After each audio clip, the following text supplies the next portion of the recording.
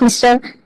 Regin from Idiki Engineering College and the students from Idiki Engineering College and Engineering College Barton Hills.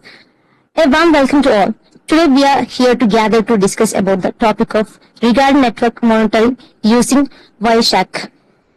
So here I am ending my responsibility, and once again I welcome to all the teachers and the students for meeting. Thank you.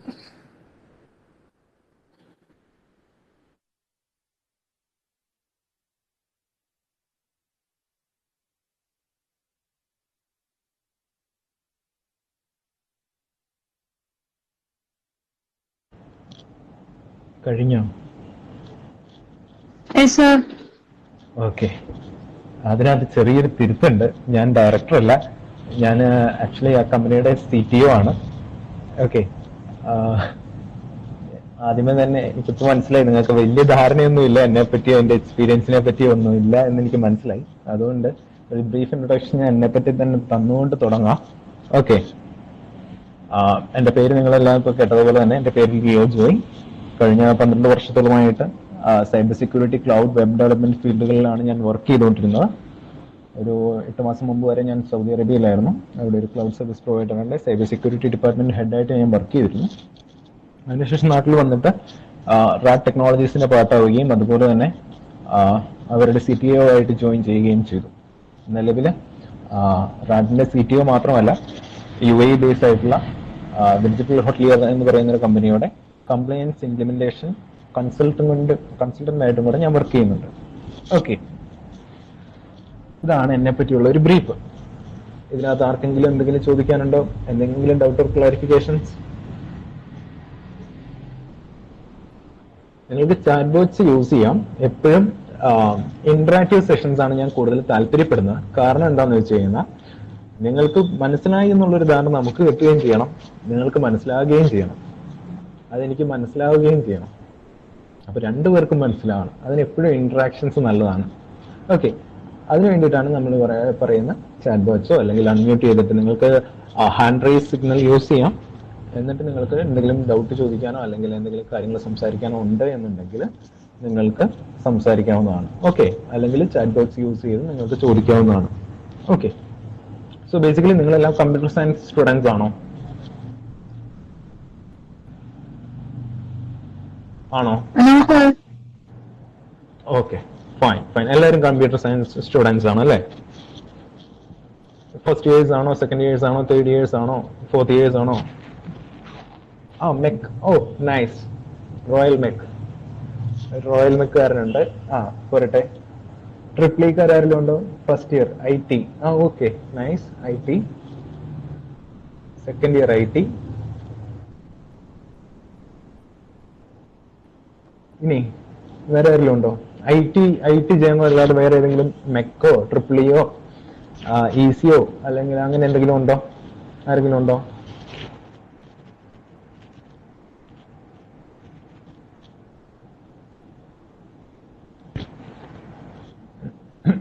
First year EC. Nice. Okay. അപ്പം basically ഇതൊരു mixed community ആണ് അല്ലേ? അതായത് EC എന്നുണ്ട്, mech എന്നുണ്ട്, IT എന്നുണ്ട്, CSE എന്നുണ്ടാവും. അങ്ങനെ പല ജേണറിൽ വർക്ക് ചെയ്യുന്ന അല്ലെങ്കിൽ പല ഡിപ്പാർട്ട്മെന്റിൽ പാർട്ടായിട്ടുള്ള ആൾക്കാരാണ് നമ്മുടെ ഓഡിയൻസ് അല്ലേ? പെർഫെക്റ്റ്. ഓക്കെ. നിങ്ങൾക്ക് സൈബർ സെക്യൂരിറ്റിയുടെ ബേസിക്സ് നിങ്ങൾ വേറെ ഏതെങ്കിലും സെഷൻസ് ഓബ്വിയസ്ലി കണ്ടക്ട് ചെയ്തിട്ടുണ്ടാവും അല്ലെങ്കിൽ അറ്റൻഡ് ചെയ്തിട്ടുണ്ടാവും. അതുകൊണ്ടായിരിക്കും അല്ലെ വയർഷാർക്ക് എന്ന് പറയുന്ന ഒരു ടോപ്പിക്ക് വന്നു കഴിഞ്ഞപ്പോൾ നിങ്ങൾ ചാടിക്കറി അറ്റൻഡ് ചെയ്ത് അല്ലേ? നിങ്ങൾ വേറെ ഏതെങ്കിലും ടോപ്പിക്കുകളിൽ ജോയിൻ ചെയ്തിട്ടുണ്ടോ ഇതിനു മുമ്പ്?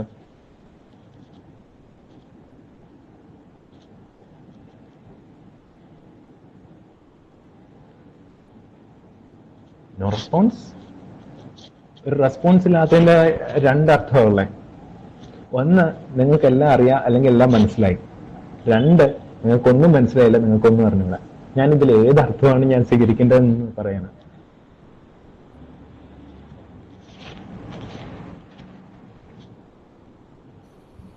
ഞാനൊന്ന് പറയട്ടെ? തീർച്ചയായും.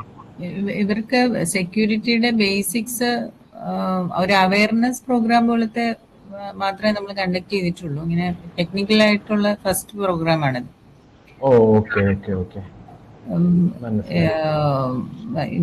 പഠിക്കാനാണെങ്കിലും അവർക്ക് കുറച്ചുകൂടി കഴിഞ്ഞിട്ടാണ് 7th 8th സെം ആവുമ്പോഴാണ് സബ്ജക്ട് വരുന്നത്. അല്ലാതെ ഉള്ളൊരു ഫണ്ടമെന്റൽ നോളജ് ഉണ്ടെന്ന് തോന്നുന്നു. മനസ്സിലായി. നിങ്ങൾക്ക് നെറ്റ്വർക്കിങ്ങിനെ പറ്റി ഇവർക്ക് എന്തെങ്കിലും ഐഡിയ നിലവിലുണ്ടോ? നിലവില് എംടെക്കിന്റെ കുറച്ച് സ്റ്റുഡൻസ് ഉണ്ട്, അവർക്ക് അറിയായിരിക്കും. നമുക്ക് എന്തായാലും സ്റ്റാർട്ട് ചെയ്യാം. ഡൗട്ട് ഉണ്ടെങ്കിൽ നമുക്കത് പിന്നെ ക്ലാരിഫൈ ചെയ്ത് പോവാം. ഷാമില് സത്യം പറഞ്ഞു, എനിക്ക് വലിയ ധാരണയൊന്നുമില്ല കേട്ടോന്ന്. ഓക്കെ, ഇനി ആരെങ്കിലും സത്യസന്ധന്മാരുണ്ടോ? സത്യസന്ധന്മാരോ ആരെങ്കിലും ഉണ്ടോ? കാർത്തികേയനും സത്യസന്ധമായിട്ട് കാര്യം പറഞ്ഞു, എനിക്ക് വലിയ ധാരണയൊന്നുമില്ല. ഓക്കെ, എന്നാ പിന്നെ ബേസിക്സ് തന്നെ സ്റ്റാർട്ട് ചെയ്തേക്കാം. നെറ്റ്വർക്കിംഗ് എന്ന് ബേസിക്കലി നമ്മൾ പറയുമ്പം നമുക്ക് മനസ്സിലേക്ക് വരേണ്ട കുറച്ച് കോൺസെപ്റ്റുകളുണ്ട്, ബേസിക് കോൺസെപ്റ്റുകൾ. അതിലൊന്നെന്ന് പറയുന്നത് ഇന്റർനെറ്റ് ആണ്. ഓക്കെ, ഇന്റർനെറ്റ് എല്ലാവരും യൂസ് ചെയ്യുന്നവരാണ്. പക്ഷെ ഇന്റർനെറ്റ് എങ്ങനെ കണക്ട് ആവുന്നതെന്നോ അല്ലെങ്കിൽ ഇന്റർനെറ്റ് എന്താണ് സത്യത്തിൽ സംഭവിക്കുന്നതെന്നോ വല്ല ധാരണയുണ്ടോ?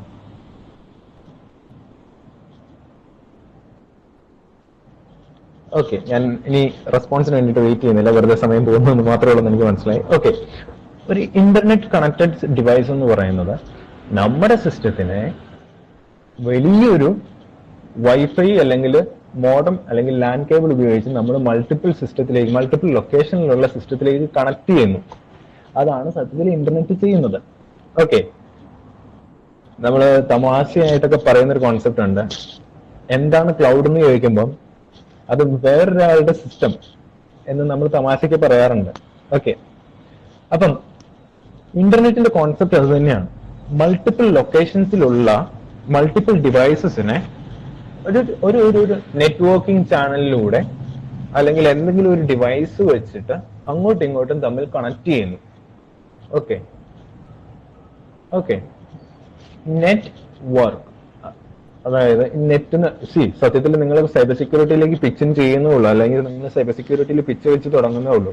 അതുകൊണ്ട് തന്നെ നിങ്ങൾക്ക് ഞാൻ കുറച്ച് ബേസിക് ആയിട്ടുള്ള കുറച്ച് ജനറൽ ഐഡിയാസ് അല്ലെങ്കിൽ ജനറൽ കോൺസെപ്റ്റ്സ് ഞാൻ പറഞ്ഞുതരാം. ഓക്കെ, ഒന്ന്, നിങ്ങൾക്ക് കോമൺ സെൻസും ഇംഗ്ലീഷ് വായിച്ചാലും പറഞ്ഞാലും മനസ്സിലാവുന്നുണ്ടെങ്കിൽ വളരെ എളുപ്പത്തിൽ സൈബർ സെക്യൂരിറ്റി പഠിക്കാം, അല്ലെങ്കിൽ IT റിലേറ്റഡ് കോൺസെപ്റ്റ്സ് പഠിക്കാം.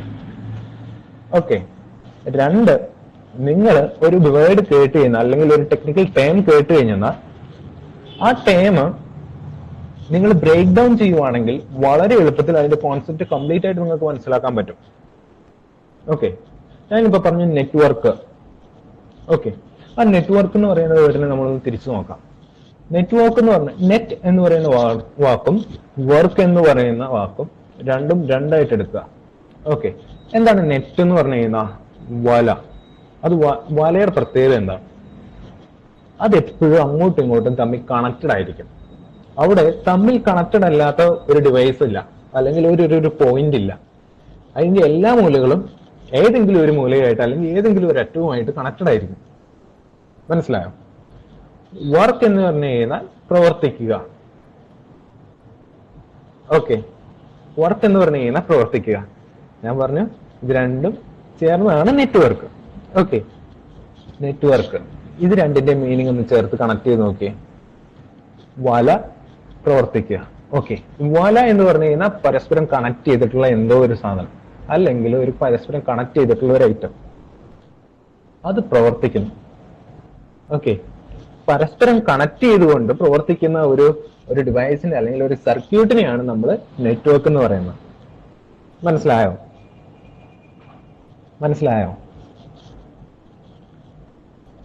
ഓക്കെ, അത്രയും സിമ്പിൾ ആണ് ആക്ച്വലി ഈ പറയുന്ന നെറ്റ്വർക്കിംഗ് എന്ന് പറയുന്ന കോൺസെപ്റ്റ്. ഓക്കെ, ഇനി നമ്മൾ മുന്നോട്ട് പോകുമ്പോൾ ഞാൻ മുമ്പ് പറഞ്ഞിരുന്നത് പാക്കറ്റ്സ്. ഓക്കെ, നിങ്ങൾ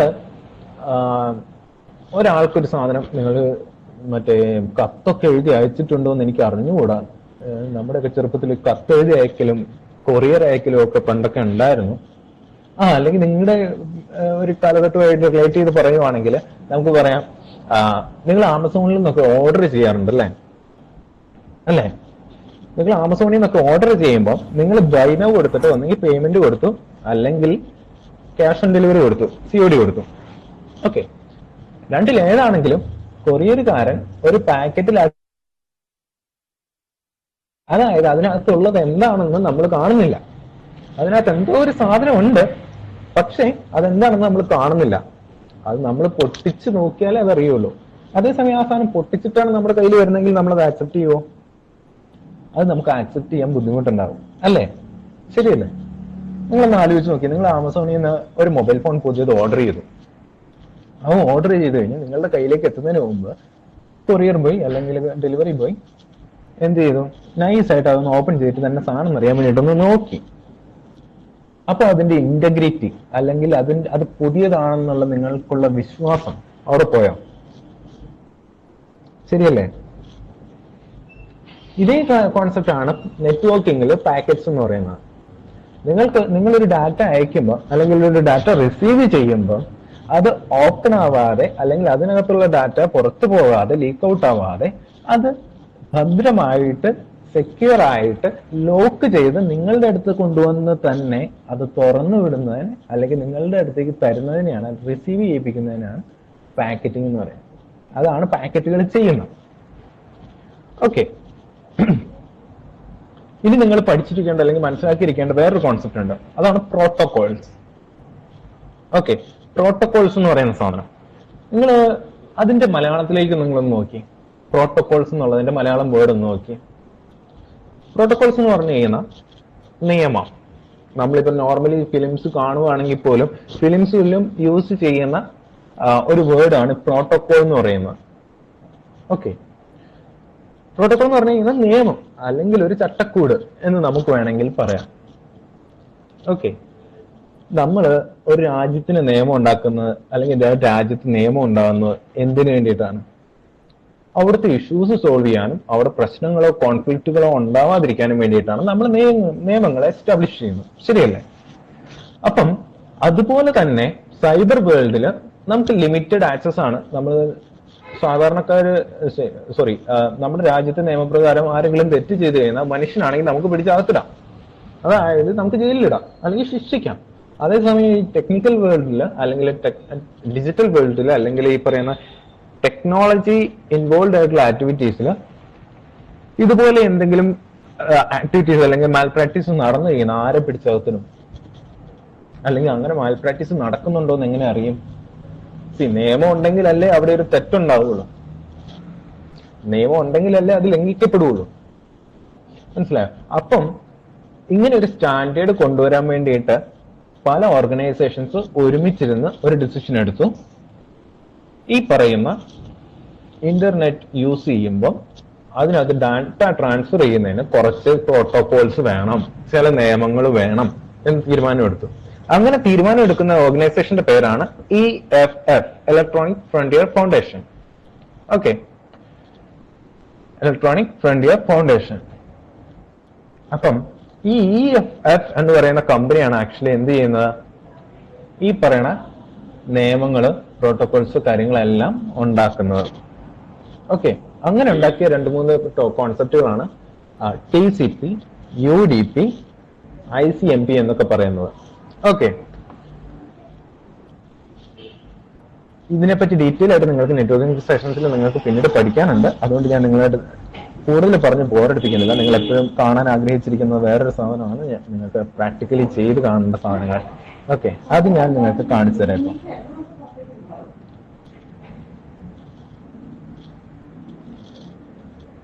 ഓക്കെ, ഞാൻ നേരത്തെ ഇത് റൺ ചെയ്ത് വെച്ചിരുന്നു കുറച്ച് ഡാറ്റ എടുക്കാൻ വേണ്ടിയിട്ട്. ഓക്കെ, ഞാനിപ്പം പാരറ്റിന്റെ ഒരു ബ്രൗസറിൽ ഒരു എന്താ പറയാ ഒരു google.com എന്ന് പറയുന്ന ഒരു സൈറ്റ് ഞാൻ വിസിറ്റ് ചെയ്യാൻ വേണ്ടിയിട്ട്. ഓക്കെ, ഞാനിവിടെ പെൻ ടെസ്റ്റിംഗ് എന്ന് പറയുന്നത് നിങ്ങൾക്ക് കാണാമല്ലോ അല്ലെ? സ്ക്രീൻ കാണാമല്ലോ അല്ലെ?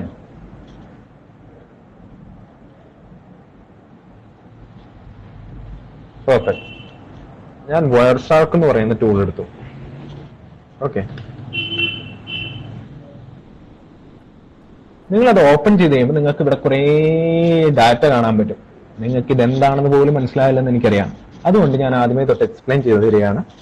ഇതില് ഈ താഴെ കാണുന്നതുണ്ടോ, EMP0S3 any loop back lo, bluetooth monitor, NF log, NF queue, dbus system, dbus session, അതിനുശേഷം കുറെ പ്രോട്ടോകോൾസ് റിലേറ്റഡ് ആയിട്ടുള്ളതാണ്. ഓക്കെ, ഇതെന്താണെന്ന് വെച്ച് കഴിഞ്ഞാൽ നിങ്ങളുടെ നെറ്റ്വർക്കിംഗ് ഇന്റർഫേസ് എന്ന് പറയും. അതായത് നമ്മുടെ മൊബൈലുകൾക്ക് വൈഫൈ ഉണ്ടെന്ന് പറയുന്ന പോലെ തന്നെ ലാപ്ടോപ്പിനും വൈഫൈ ഉണ്ടെന്ന്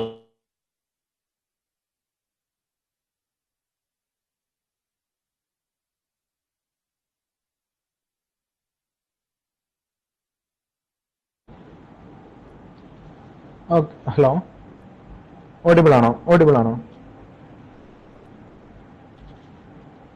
ഹലോ, ഞാൻ ഓഡിബിൾ ആണോ? Okay, fine. ഓക്കെ, അപ്പൊ നമ്മുടെ സിസ്റ്റത്തിന് ഇന്റർനെറ്റുമായിട്ട് കണക്ട് ചെയ്യാൻ വേണ്ടിയിട്ട് നെറ്റ്വർക്ക് കണക്ട് ചെയ്യുന്ന പോർട്ടുകളുണ്ട്. അതായത് ഇപ്പൊ നമ്മൾ ഒരു വീടിനകത്തേക്ക് കയറി ചെല്ലണം എന്നുണ്ടെങ്കിൽ ഡോറില്ലാതെ ഒരു മുറിക്കകത്തേക്ക് വീടിനകത്തേക്ക് കയറി ചെല്ലാൻ പറ്റില്ലല്ലോ. അപ്പം നമ്മുടെ ഈ പറയുന്ന ഇന്റർഫേസസ് എന്ന് പറയുന്നത് നമ്മുടെ മെഷീനിലേക്ക് ഇന്റർനെറ്റിന് കടന്നു വരാൻ വേണ്ടിയിട്ടുള്ള ഒരു ഡോറാണ്. ഓക്കെ, ആ ഡോറിലൂടെ കടന്നു പോകുന്ന ട്രാഫിക്, അല്ലെങ്കിൽ എങ്ങോട്ടാണ് ഡാറ്റ പോകുന്നത്, എവിടെ നിന്നാണ് ഡാറ്റ വരുന്നത് എന്നൊക്കെയുള്ള കാര്യങ്ങൾ അറിയാൻ വേണ്ടിയിട്ടാണ് നമ്മൾ ഈ വയർ ഷാർക്ക് എന്ന് പറയുന്ന ടൂൾ ഉപയോഗിക്കുന്നത്. അപ്പം ഇതെങ്ങനെയാണ് നമ്മുടെ ഇന്റർഫേസ് നമ്മൾ ചൂസ് ചെയ്യുന്നതെന്നറിയോ? അതിന് ഇവിടെ താഴെ കൊടുത്തിരിക്കുന്ന ഡാറ്റ നോക്കുക. അപ്പം ഇവിടെ നിങ്ങൾ കുറച്ച് വര കാണുന്നുണ്ട് അല്ലെ, ECG ഗ്രാഫ് പോലെ, നമ്മുടെ ഹൃദയത്തിന്റെ ഒക്കെ ഇടിപ്പ് നോക്കുന്ന സാധനം ഉണ്ടല്ലോ ECG, അതിന്റെ ഗ്രാഫ് പോലെ കുറെ വര പോകുന്നുണ്ടോ? ഇത്തരം വരകളാണ് നമ്മുടെ നെറ്റ്വർക്കില് ട്രാഫിക്കിനെ സൂചിപ്പിക്കാൻ വേണ്ടിയിട്ട് ഈ പറയുന്ന വയർ ഷാർക്ക് ടൂള് യൂസ് ചെയ്യുന്നത്.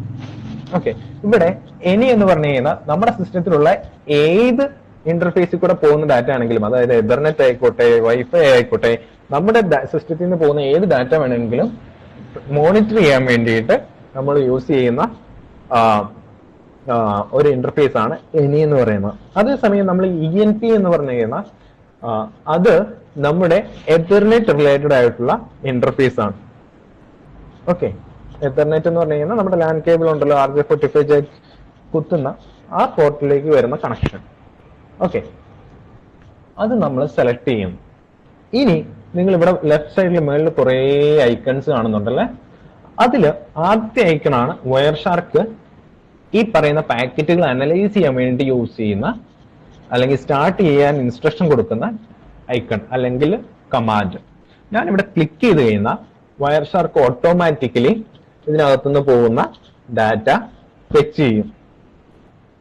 ഓക്കെ, എന്ന് പറഞ്ഞു കഴിഞ്ഞാൽ നമ്മുടെ സിസ്റ്റത്തിൽ നിന്ന് ഇപ്പൊ സെർവറിലേക്ക് ഒരു ഡാറ്റ കമ്മ്യൂണിക്കേഷൻ നടന്നു കഴിഞ്ഞാൽ, ഇപ്പൊ ഞാൻ google.com ഞാൻ സെർച്ച് ചെയ്തല്ലേ, ഞാനൊന്ന് റിഫ്രഷ് ചെയ്ത് കഴിഞ്ഞാൽ കണ്ടോ ഡാറ്റ പോകുന്നത്? ഇവിടെ വരുന്ന ചേഞ്ചസ് കണ്ടോ? ഇവിടെ സോഴ്സും അതുപോലെ തന്നെ ഡെസ്റ്റിനേഷനും കാണുന്നുണ്ട്. നിങ്ങൾ കാണാൻ പറ്റുന്നുണ്ടോ?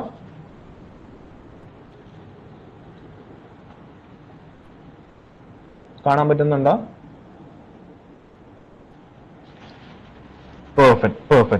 അപ്പം ഈ പറയുന്ന സിസ്റ്റത്തിൽ നിന്ന് ഇപ്പം നിലവിൽ പോകുന്ന കമ്മ്യൂണിക്കേഷൻ ആണ് ഈ കാണുന്ന ഡാറ്റ എന്ന് പറയുന്നത്. ഓക്കെ,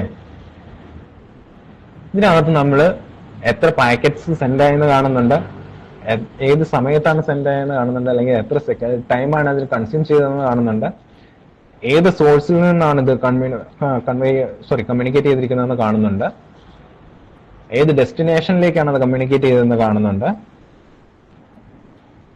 ഏത് പ്രോട്ടോകോൾ ആണ് യൂസ് ചെയ്തിരിക്കുന്നതെന്ന് കാണുന്നുണ്ട്, അതിന്റെ ലെങ്ത്, അതായത് ഹെഡർ ലെങ്ത് എന്ന് പറയും നമ്മൾ, അതിനകത്ത് ട്രാൻസ്മിറ്റ് ചെയ്തിരിക്കുന്ന ഡാറ്റയുടെ ലെങ്ത് എത്രയാണെന്ന് കാണുന്നുണ്ട്. അതിനെപ്പറ്റിയുള്ള ഒരു ബേസിക് ഇൻഫോയും നമുക്ക് ഇവിടെ കാണാൻ പറ്റുന്നുണ്ട്.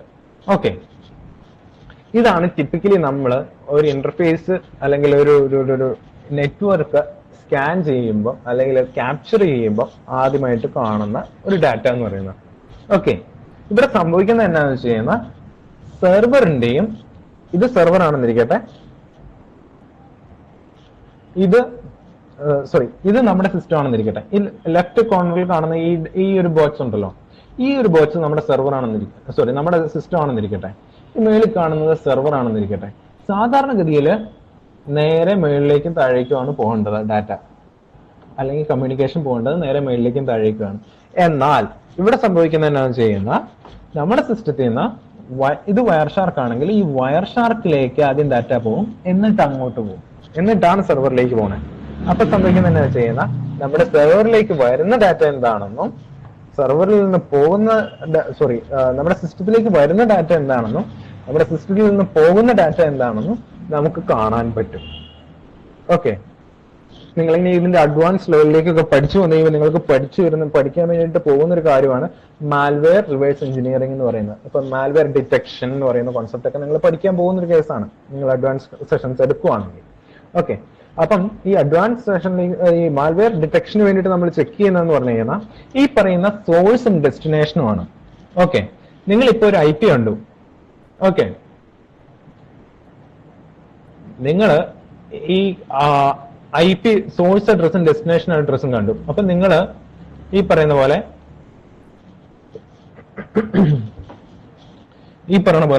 നിങ്ങൾക്ക് 2 IP അഡ്രസ്സുകൾ കിട്ടും. ഡെസ്റ്റിനേഷൻ അല്ലെങ്കിൽ സോഴ്സ് അഡ്രസ് എന്ന് പറയുന്നത് എപ്പോഴും നമ്മുടെ സിസ്റ്റം ആയിരിക്കും. അപ്പൊ നമ്മുടെ സിസ്റ്റത്തിന്റെ IP അഡ്രസ് ആണോ അതെന്ന് അറിയാൻ വേണ്ടിയിട്ട് നമ്മൾ ആദ്യം അത് ചെക്ക് ചെയ്ത് നോക്കണ്ടേ. അപ്പൊ നമ്മൾ എന്ത് ചെയ്യും, ആദ്യം നമ്മൾ നമ്മുടെ IP അഡ്രസ് ഏതാണെന്ന് നോക്കും. അപ്പൊ ENP0S3 ഇതാണ് നമ്മുടെ ഇന്റർഫേസ്, നെറ്റ്വർക്ക് ഇന്റർഫേസ്. അപ്പം അതിന്റെ IP ഏതാന്ന് നോക്കി. ഓക്കെ, 10.0.2.15 അതാണ് നമ്മുടെ IP. ഓക്കെ, അതാണ് നമ്മുടെ ഡെസ്റ്റിനേഷൻ അഡ്രസ്. അതിന്റെ അർത്ഥം എന്ന് പറയുന്നത് ഈ പറയുന്ന മുകളിലെ 142.250.196.164 എന്ന് പറയുന്ന IP-യിൽ നിന്ന് നമ്മുടെ സിസ്റ്റത്തിലേക്ക് എന്തോ ഒരു കമ്മ്യൂണിക്കേഷൻ വന്നു. അപ്പം നമ്മൾ ചെയ്യേണ്ട കാര്യം എന്ന് പറയുന്നത് നമ്മൾ ആദ്യമേ ഗൂഗിൾ എടുക്കണം. നമ്മൾ മാൽവെയർ അനാലിസിസിന്റെ ഒക്കെ സമയത്ത് നമ്മൾ ചെയ്യുന്നതാണ്. ഓക്കെ, ഇതൊക്കെ അഡ്വാൻസ്ഡ് കോൺസെപ്റ്റിലേക്ക് പോകും, പക്ഷെ ബേസിക് ആയിട്ടുള്ള ഒരു കാര്യമാണ് ഞാനിപ്പോ കാണിച്ചു തരാൻ പോകുന്നത്. നിങ്ങൾ ഹൂ ഈസ് ലുക്കപ്പ് എന്ന് ജസ്റ്റ് സെർച്ച് ചെയ്യുക. ഓക്കെ, അപ്പുറത്ത് നമ്മുടെ ഈ പറയുന്ന സെർച്ച് എല്ലാം അപ്പുറത്ത് കാണുന്നുണ്ട്, അതായത് അപ്പുറത്ത് റണ്ണായി പോകുന്നുണ്ട്. അല്ലെങ്കിൽ നിങ്ങൾക്ക് നോക്കാം ഹൂ ഈസ് ലുക്കപ്പ് IP എന്ന് നോക്കാം. ഓക്കെ, ഇനി അതിൽ domain tools, who is domain ടൂൾസിൽ പോവാം, അല്ലെങ്കിൽ ഐക്കാൻഡ് ലുക്കപ്പ് ഉണ്ട്, അതിൽ ഏത് വേണമെങ്കിലും യൂസ് ചെയ്യാം. ഓക്കെ, ഞാനിവിടെ ഈ പറയുന്ന IP ടൈപ്പ് ഇൻ ചെയ്ത് കൊടുത്തു.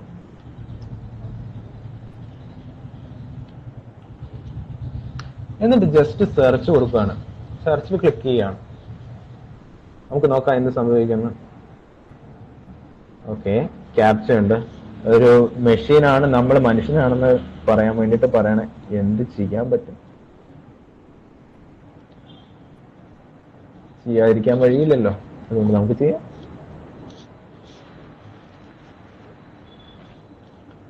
ഓക്കെ, ഇവിടെ നമ്മൾ നോക്കുക, ഇതിനകത്ത് എവിടെയൊക്കെ ചെയ്തിട്ടുണ്ട്, എവിടെയൊക്കെ ഡീറ്റെയിൽസ് കിടപ്പുണ്ട് എന്നുള്ളത്. നമ്മൾ ആ IP അഡ്രസ് മാത്രമേ കൊടുത്തിട്ടുള്ളൂ അല്ലെ. അപ്പം ആ IPയുടെ ലൊക്കേഷൻ എവിടെയാണെന്നും അത് രജിസ്റ്റർ ചെയ്തിരിക്കുന്നത് ആരുടെ പേരിലാണെന്നും IP റേഞ്ച്, നെറ്റ്വർക്ക് റേഞ്ച് എത്രയാണെന്ന് പോലും നമുക്ക് ഇവിടുന്ന് കിട്ടി. ഓക്കെ, ഇത് ഗൂഗിൾ LLC രജിസ്റ്റർ ചെയ്തിരിക്കുന്ന, ഗൂഗിൾ LLC എന്ന് പറയുന്ന ഓർഗനൈസേഷനിൽ രജിസ്റ്റർ ചെയ്തിരിക്കുന്ന IP അഡ്രസ് ആണ്. ഓക്കെ, അപ്പൊ അത് നല്ല വാലിഡ് ആയിട്ടുള്ള അല്ലെങ്കിൽ ലെജിറ്റിമേറ്റ് ആയിട്ടുള്ള ഒരു IP അഡ്രസ് ആണെന്ന് നമുക്ക് മനസ്സിലാക്കാൻ പറ്റും. ഓക്കെ, ഇതുപോലെ തന്നെ നിങ്ങൾക്ക് ഓരോ IP അഡ്രസ്സിന്റെയും നിങ്ങൾക്ക് ഇങ്ങനെ ഡാറ്റ എടുക്കാൻ പറ്റും. ഓക്കെ, ഈ IP അഡ്രസ്സിനെ കമ്പയർ ചെയ്തിട്ട് നമുക്ക് മലീഷ്യസ് ആയിട്ടുള്ള IP അഡ്രസ്സിൽ കിട്ടുന്ന പല വെബ്സൈറ്റുകളുണ്ട്. അതായത് ഇപ്പം വൈറസ്.ൽ പോലുള്ള വെബ്സൈറ്റുകൾ എടുക്കുവാണെങ്കിൽ അതിനകത്ത് നമുക്ക് മലീഷ്യസ് ആയിട്ടുള്ള IP അഡ്രസ്സുകളുടെ ലിസ്റ്റ് കിട്ടും, അല്ലെങ്കിൽ ഡാറ്റാബേസ് കിട്ടും. നമ്മൾ അതുമായിട്ട് ഈ പറയുന്ന സസ്പീഷ്യസ് ആയിട്ടുള്ള ആക്ടിവിറ്റീസ് അല്ലെങ്കിൽ സസ്പീഷ്യസ് ആയിട്ടുള്ള ഡാറ്റ ട്രാൻസ്മിഷൻ നടക്കുന്ന IP അഡ്രസ്സുകൾ നമ്മൾ കമ്പയർ ചെയ്ത് നോക്കിയിട്ടാണ് നമ്മൾ ഈ പറയുന്ന ഇതൊരു മാൽവെയർ അറ്റാക്ക് ആണോ അല്ലെങ്കിൽ എന്തെങ്കിലും മലീഷ്യസ് ആക്ടിവിറ്റി നടക്കുന്നുണ്ടോ എന്നൊക്കെ നമുക്ക് പഠിക്കാൻ അല്ലെങ്കിൽ മനസ്സിലാക്കാൻ പറ്റുന്നത്. ഓക്കെ, ഇത്രയും കാര്യം ക്ലിയർ ആണേ?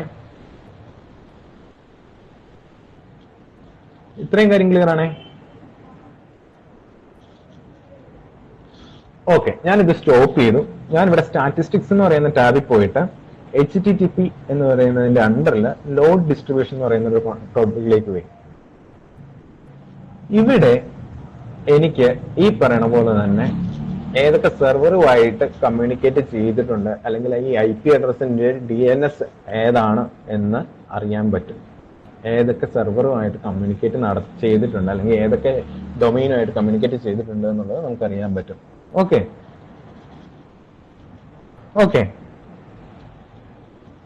ഇത്രയും ഭാഗം ക്ലിയർ ആണല്ലോ? Perfect perfect. അപ്പം നിലവില് ഞാൻ സ്റ്റാർട്ട് ചെയ്തപ്പോൾ തന്നെ പറഞ്ഞിരുന്നു എനിക്കൊരു 30 minutes ചെയ്യുന്ന സെഷൻ എടുക്കാൻ പറ്റുള്ളൂ എന്ന്. ഇത് കംപ്ലീറ്റഡ് ആയിട്ടില്ല, പക്ഷെ അൺഫോർച്ചുനേറ്റ്ലി എനിക്ക് വേറൊരു കമ്മിറ്റ്മെന്റ് വന്നുപോയി. അപ്പം ആര്യ, നമുക്ക് ഇതിന്റെ ബാക്കി സെഷനായിട്ട് നമുക്ക് എന്തൊക്കെയാണ് വെക്കാൻ പറ്റുക എന്നുള്ളതെന്ന് പറയാമോ?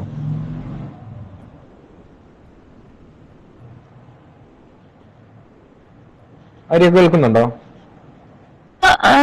കേൾക്കാം. നമുക്ക് ഇതിന്റെ ബാക്കി സെഷനായിട്ടേ നമുക്ക് എന്നത്തേക്കായിരുന്നു വെക്കാൻ പറ്റുക? അത് കൺഫേം ചെയ്തിട്ട് പറയാം സർ. ഓക്കെ ഓക്കെ ഓക്കെ, ഒരു ഡേറ്റ് കൺഫേം ചെയ്തിട്ട് തന്നെ ഒന്ന് നേരത്തെ ഒന്ന് അറിയിച്ചാൽ മതി. Okay, okay sir. 1 hour session എന്നുള്ളത് ഒരു 2 or 2.5 hour സെഷൻ ആക്കുവാണെങ്കിൽ ഇതെനിക്ക് ഇച്ചിരി ഡെപ്തിൽ പറഞ്ഞു കൊടുക്കാൻ പറ്റുമോ? Since they are completely beginner. Okay sir. അപ്പം ഇന്ന് ഇത്രയുമേ ഞാൻ പറഞ്ഞു തരുന്നുള്ളൂ. നിങ്ങൾക്ക് എപ്പോൾ വേണമെങ്കിലും നമ്മുടെ അടുത്ത് റീച്ച് ഔട്ട് ചെയ്യാം. ഓക്കെ, നമ്മുടെ കമ്പനിയുടെ ഒഫീഷ്യൽ ഇൻസ്റ്റഗ്രാം ഹാൻഡിലും അതുപോലെ തന്നെ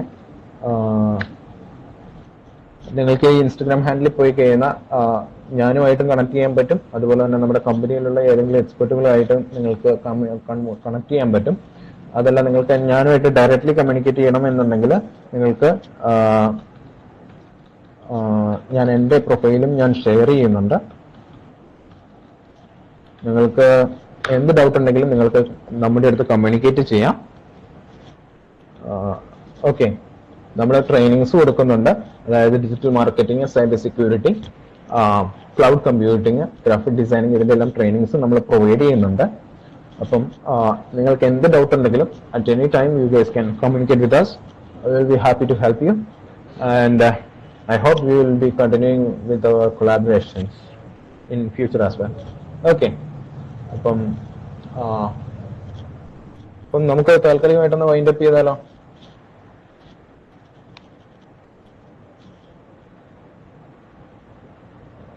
ആര്യ, അറിയില്ല? ഓക്കെ, അൺഎക്സ്പെക്ടഡ് ആയിട്ട് നമുക്കൊരു ക്ലയന്റ് വിസിറ്റ് വന്നു. അതുകൊണ്ടാണ് നമുക്ക് അടുത്ത തവണ നമുക്ക് ഉഷാറായിട്ട് ഇത് മൊത്തമായിട്ട് നമുക്ക് പിടിക്കണം കേട്ടോ. ഓക്കെ, അപ്പം വന്നതിന് ജോയിൻ ചെയ്തതിന് എല്ലാവർക്കും നന്ദി. വീണ്ടും കാണാമെന്ന പ്രതീക്ഷയോടെ. Okay, thank you. Have A great day.